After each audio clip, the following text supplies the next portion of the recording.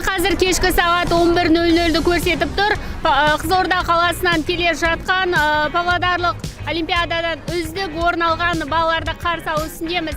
Теміржол вокзалына жиналған қауымның қарасы көп. Барлығы да республикада ең үздік атанған балаларды құттықтауға келді.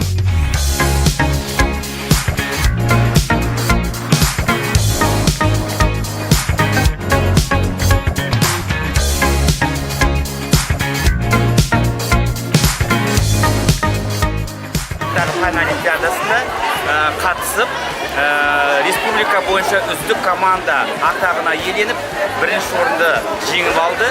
Облысымыздың атынан 36 бала қатысқан болатын. Соның 26-сы жүлдегер атанды.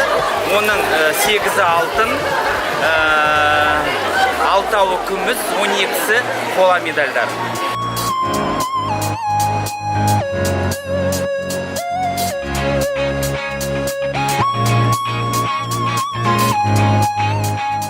Павлодар занял первое место. Я всех поздравляю.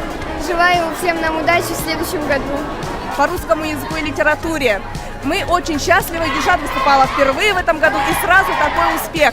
Надеемся, что и на следующий год в 11 классе она повторит такой же результат.